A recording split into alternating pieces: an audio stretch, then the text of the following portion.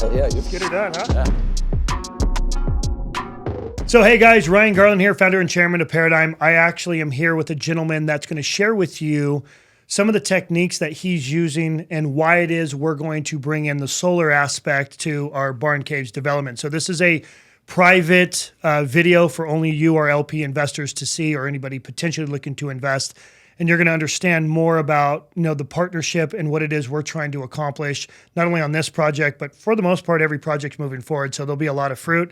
So please introduce yourself and share with everybody a little bit about your background, and then we'll just kind of go from there. Babe Kilgore, Chief Nerd of a company called N.E.R.D. N.E.R.D stands for Net Zero Energy Restoration Development. So really, in a nutshell, we're a sustainable construction services company that does critical infrastructure for commercial industrial buildings in a renewable energy standpoint, right?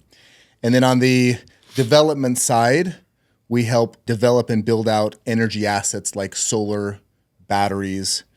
And really the short version is there's a transition happening right now, and it's what's called the decentralization of power.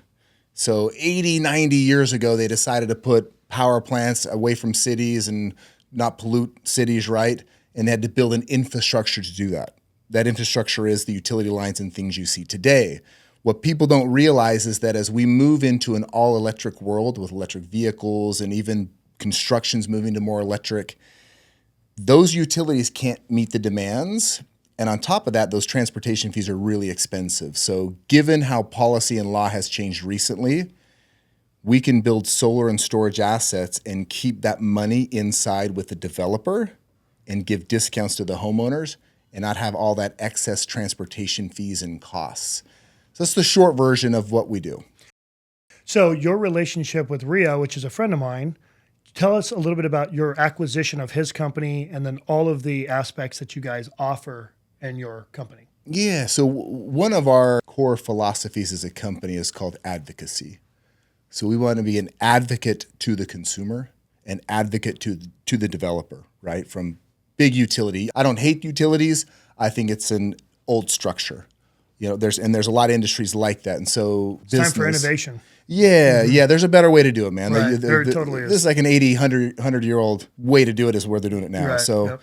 Rio had a really nice restoration business. So they were an advocate for consumers on helping them get their roofs restored through insurance if there was damage. Like, these big insurance companies, you don't give it within a certain window of time. You can't file a claim and get it repaired. Yeah. And I see their team working with, single women, 81 years old, and they forgot to file it or didn't know how, and no one is there to help them. And their company was doing that. So we acquired their business for the restoration side. So we do roofing and all sorts. And then when we do roof, we can add solar, right? So it's a nice marriage. And that's how I met Rio, and we acquired his company in the process. And so one of the reasons why you and I connected was also to talk more about you coming in to provide solar for our Barn Caves project, which is 430,000 square feet, give or take. It's probably going to be a little bit more when we're done, not including our 30,000 square foot gym.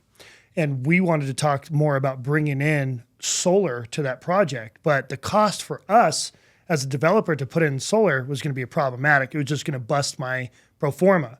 But that's when you came in with a really good idea and what it is that you do. So if you don't mind, let's talk a little bit about the fund and kind of the structure of that and kind of how that would work, even for my LP partners, as far as my investors, and then also me as an operator owner, and how that also works for you and how you also make money as well.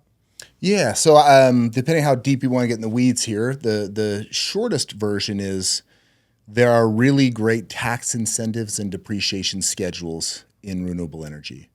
And so we have a fund where we come in with a developer and say, look, instead of having a traditional solar and battery company come in and they'll bill you guys this and you'll sell it for this and take a margin and you got to complicate the sale and work with the owner and all this other stuff to get that deal done. We come in and we pay for all of it. Solar, they want battery, great. If they want backup power, great. We can build all of that in. And this obviously is not something that you do for like one-off individual homeowners.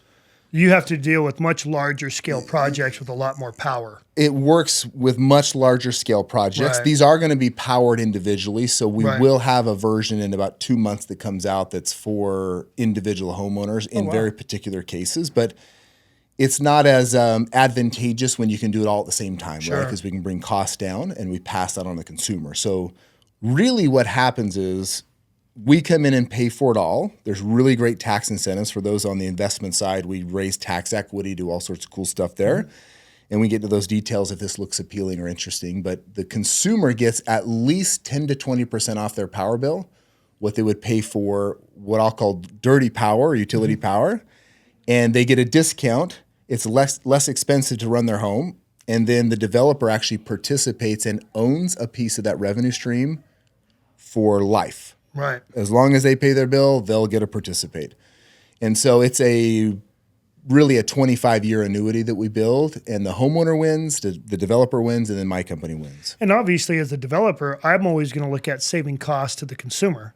Yeah. So I could pass that power savings over to the consumer, and then we keep the tax incentives and the cash flow by selling power, right?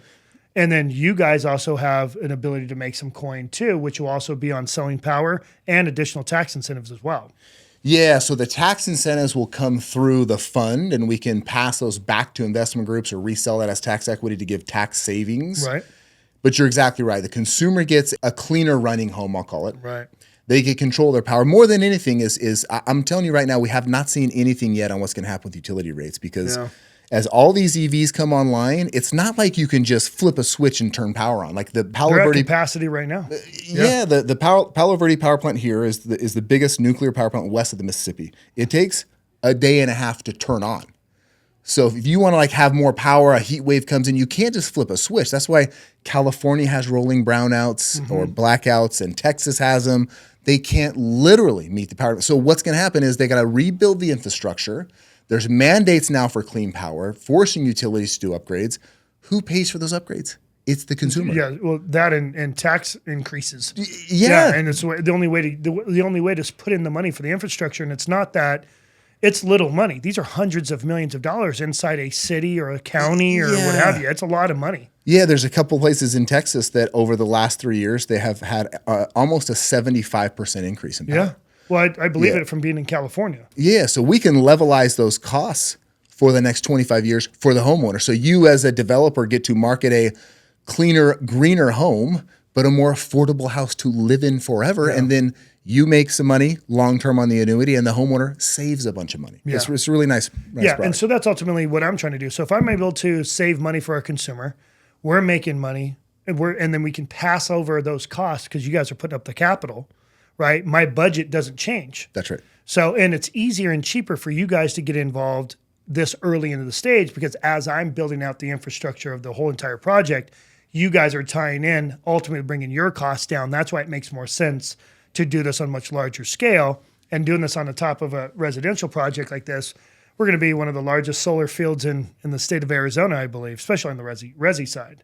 So I look at this as not only, so when I brought this up to the city, when I was going in for planning, as soon as I told them that we're bringing in more on the private equity play of solar for this entire project, I mean, the energy in that office changed. They're like, all the way down to the fire chief is going, okay, this is really cool what you guys are doing here. We need that.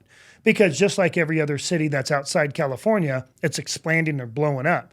So the very first thing they're doing is infrastructure, and the issues with infrastructure and power and utility costs keep going up. So if we're able to assist, in essence, make this entire project run off our own utility, right, as far as power, that doesn't stress their grid because it's a lot of units coming online. That's right. This is a big deal. So we're getting a lot more support. They're like, okay, now you're getting attainable living, which we need. We're getting tax revenue, and you're not stressing our infrastructure anymore. Like, this is a big deal for them. And they're like, that's why you're seeing the support so much from multiple jurisdictions, but one being the city or county, wanting developers to be very innovative, coming in with that green building material, solar components, helping provide power too. Because I think in your calculations, and we're not only doing the calculations off of what the uses would be per unit, but you're also providing power back to the utility.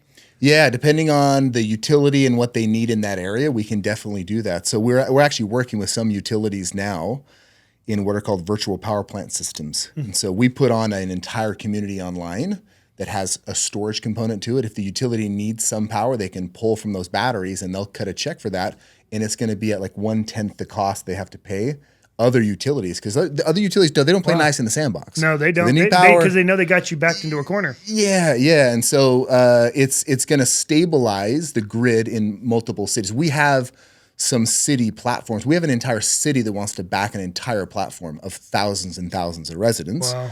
So we turn this on with one group that works with school districts and municipalities on grants and tax. They have already about $500 million worth of projects in the pipeline getting vetted out. And every single one is loving it as a win, because it's nothing to stress their budgets out.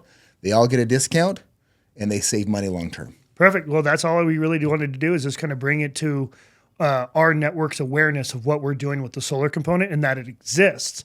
Because I think a lot of people think, oh, wait, I have to call that one solar group that comes in and does the solar on my house, and I have to lease it back, and I have to do this, and I have to do that. That's not how this is going to work. We're, in essence, going to pass on that savings, and that's already going to be built into our unit direct to the person who's going to buy it. They don't have to worry about anything. They just wipe their hands of it, and they're saving on power, and this is killer. So ultimately making that unit more desirable and more friendly, to be honest with you. Last thing I do is when I bought a big house, I didn't think of utilities. Oh my goodness, I forgot how much expensive my utilities were going to be. If you can compress your utilities, that's so much better. But then again, you're helping everybody, and that's important. Again, utilities, city, all the infrastructure. If it's a win-win, everyone's going to make money, and it's the likelihood of that investment to go well always goes up. So that's always been my play. So thank you very much for sharing your story. I think is there anything else you want to add?